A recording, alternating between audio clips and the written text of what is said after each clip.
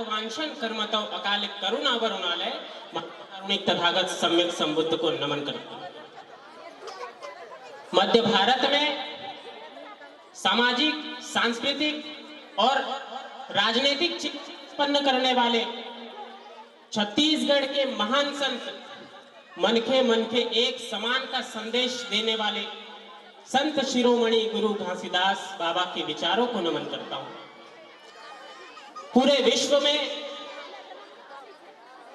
सबसे बड़ा संविधान देने वाले, पूरे विश्व को सबसे बड़ा लोकतंत्र देने वाले, भारत को गणतांत्रिक व्यवस्था से नवाजने वाले विश्व के महान अर्थशास्त्री डॉक्टर बाबा साहब अंबेडकर को नमन करता हूं।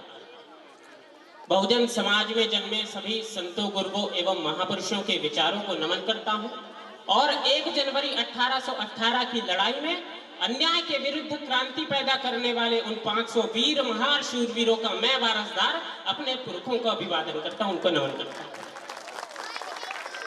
पूरे भारत में वर्तमान समय में बहुजनों की लड़ाई को सड़क से सदन तक लेकर जाने वाले बहुजन हृदय सम्राट मेरे बड़े भाई माननीय एडवोकेट चंद्रशेखर आजाद को नमन करता हूं।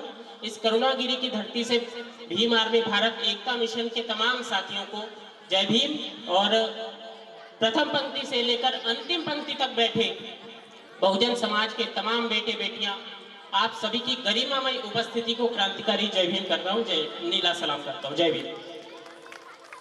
साथियों, कुछ कविताएं आपके समक्ष रखना चाहता हूं और उससे पहले निवेदन करना चाहता हूं कि एक बार तालियों से आदेशित करें ताकि मैं अपनी बात पूरे तेवर के साथ आप लोगों के बीच में रख सकूं। बहुत धन्यवाद। जहां माए दान करे पुत्रों को और पिता जीवन को, पुत्र दान दे सपनों को, संग में दे तन को मन को, जहां बुजुर्ग बुढ़ापे में हथियार चलाने निकले, नारी पोछ सिंदूर धरा का मान बचाने निकले, जहां महात्मा ज्योतिबा ने सत्य शोधक बनाया और अंबेडकर ने सन 56 में बुद्ध को अपनाया, जहां मां सावित्री ने शिक्षा की क्रांति लाई और वीर शिवाजी ने भारत की लाज बचाई। अरे जब एक महार 56 का सर काटकर उस धरती में बोता है, तब जाकर वह राष्ट्र विश्व में महाराष्ट्र होता है, तब जाकर वह राष्ट्र विश्व में महाराष्ट्र होता है।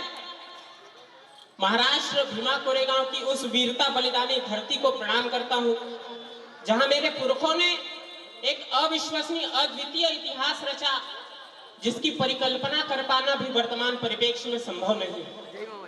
लेकिन दूसरी तरफ कुछ लोगों ने यह कहा कि ये युद्ध तुमने भारत को गुलाम बनाने के लिए लड़ा। आदरणीयों, मेरा कद, पद, अवधा, उम्र और अनुभव इतना नहीं है, परंतु 2 आंखों से देखा काला और सफेद बताने का प्रयास कर रहा हूं। उन्होंने कहा कि तुमने ये युद्ध भारत को गुलाम बनाने के लिए लड़ा। मैं उनको जवाब देना चाहता हूं, हमारी भूमि से हमको भगाया जा रहा था, हमारे मान को नंगा नचाया जा रहा था, हमारे घर मशालों से जलाए जा रहे थे, नन्ही देहों पर भाले चलाए जा रहे थे, हाथियों से हमें कुचला मिटाया जा रहा था, हमें कायर, बहुत कायर बताया जा रहा था। अरे उस काल में अड़ते नहीं तो क्या करते, कोई बतलाए हम लड़ते नहीं तो क्या करते, कोई बतलाए हम लड़ते नहीं तो क्या करते। पढ़े लिखे इंटेलेक्चुअल्स बोलते हैं देश के, तुमने ये युद्ध भारत को गुलाम बनाने के लिए लड़ा। माफ करें, एक बात और बता दूं, आप टीवी डिबेट देखते होंगे और आपको लगता होगा कि सामने जो बोल रहा है वो बहुत बड़ा विद्वान है, बहुत बड़ा ज्ञानी है। आपको बता दूं ये सच्चाई, they are only data readers. ये इंटेलेक्चुअल्स नहीं है, ये बुद्धिजीवी नहीं है, इन्हें सिर्फ आंकड़े मालूम है, इतिहास नहीं मालूम है। इस देश में बहुजन समाज के तमाम महापुरुषों ने अपने अपने विचारों की प्रज्ञा जलाई है और उनमें से कुछ महापुरुषों को मैं अपनी कविता में पिरोने का काम किया हूं। आपसे निवेदन करना चाहता हूं कि कुछ पंक्तियों को मैं आपके समक्ष रख रहा हूं, थोड़ा सा ध्यान से सुनेंगे। जिन पंक्तियों से मैं आया उस पंक्ति को प्रेषित कर रहा हूं कि भरथरी के पन्नों पर खेले हम संपुट पढ़ने वाले हैं, हम हैं ममत्व के अनुयायी, वर्धन से बढ़ने वाले हैं, सम्राट अशोक की सेना के रण बन के लड़ने वाले हैं, हम अंबेडकर के वंशज हैं, हम संवत गढ़ने वाले हैं, हम अंबेडकर के वंशज हैं, हम संवत गढ़ने वाले हैं। इसके बाद 4 पंक्तियां और रख रहा हूं। प्रेम के सब गीत स्वर लय ताल में होते नहीं, तो आज क्या कल क्या किसी भी काल में होते नहीं। जिस तरह करुणा रुदन से दूर ना जा पाएगी, जिस तरह पीड़ा की कलम का राह ना खो पाएगी, तो तुम कहो तेवर से हम यलगार कैसे छोड़ दें और वीरता के लाल हम ललकार कैसे छोड़ दें। वीरता के लाल हम ललकार कैसे छोड़ दें। मेरे जितने युवा मित्र हैं, जितने युवा साथी, आप सभी से ध्यान चाहता हूं, एक प्रश्न चिन्ह आपके समक्ष रखना चाहता हूं। वीरता पढ़ते हैं किंतु प्रेम करना जानते हैं, श्रृंगार है रसराज हम इस बात को भी मानते हैं, हम ठहाकों को सदा सम्मान देते ही रहे, मस्खरी को हम मंच पर मान देते ही रहे, संवेदना करुणा को हम दिल में बसाते हैं सुनो, और पीड़ा की कलम को हम सर झुकाते हैं सुनो, पर वीरता की आपको ये अर्चना चुभती है क्यों? अश्लीलता चुभती नहीं, फिर गर्जना चुभती है क्यों? अश्लीलता चुभती नहीं, फिर गर्जना चुभती है क्यों?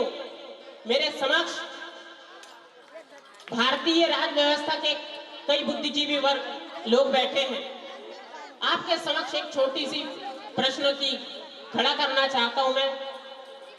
आदरणीयों, मैं ये जानना चाहता हूं,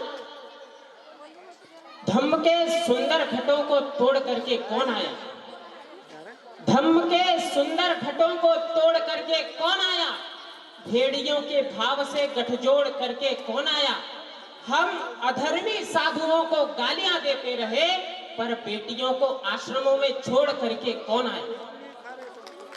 बेटियों को आश्रमों में छोड़ करके कौन आया? इस देश की युवावस्था को यह सिखाया गया कि तुम्हारे जीवन का उद्देश्य केवल प्रेम करना है। मुझे नहीं पता आदरणीयों, ये कैसा प्रेम है जो एक नारी से शुरू होकर नारी पर ही क्यों खत्म हो जाता है। अरे मुझको तो सारी धरती की जीवनदायी दिखती है और भारतीय संस्कारों की भी शुद्ध सुझाई दिखती है। तुमको भारत की बेटी में कंचन कलियां दिखती होंगी, मुझको भारत की बेटी में सावित्री रमाई दिखती है। तुमको भारत की बेटी में कंचन कलियां दिखती होंगी, मुझको भारत की बेटी में सावित्री रमाई दिखती है।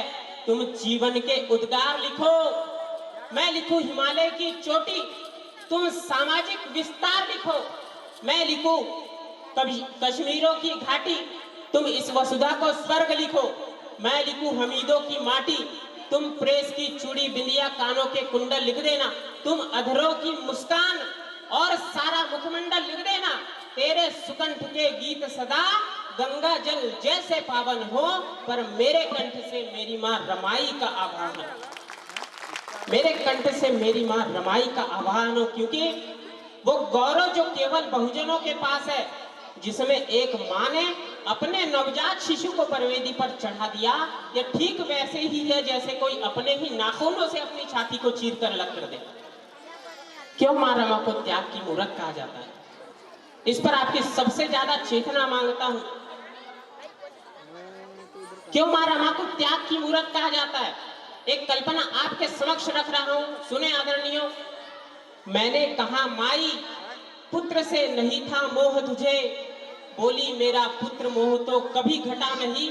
अरे इतना है नेह तुझे क्या बताऊं मेरे लाल, नैनों से चंदन सा नंदन हटा नहीं। मैंने कहा माई तेरे सामने मरा था लाल, कैसे बोलती हो तेरा आंचल फटा नहीं। बोली क्या है दुख आज तुम ही बताओ मुझको, पुत्र ही तो मरा है स्वाभिमान तो कटा नहीं। पुत्र ही तो मरा है स्वाभिमान तो कटा नहीं। इस देश में ऐसा भी काल आया जब माँ रमा ने अपने 4 बच्चों की आहुति अपनी उपस्थिति में दी। आपके हमारे सामने परिस्थितियां बहुत अच्छी है। हम शाम को अपनी डिनर का मेन्यू सेट कर सकते हैं। हम ये तय कर सकते हैं कि हमें सुबह तक कितने बजे उठना है, क्या खाना है, क्या पहनना है, कहाँ जाना है। लेकिन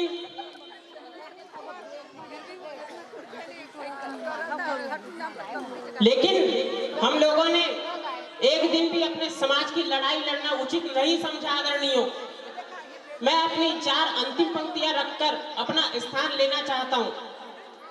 मेरी जितनी माताएं बहनें हैं आप समक्ष उपस्थित हैं, आपकी मौजूदगी में कहना चाह रहा हूं।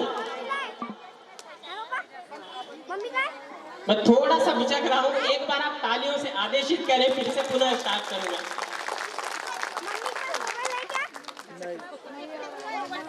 इस देश की मातृ शक्ति के लिए अंतिम 4 पंक्तियां मैं पढ़ रहा था, लेकिन थोड़ा सा बिचक जा रहा हूं, क्षमा चाहता हूं उसके लिए। सर, इतना ही कहकर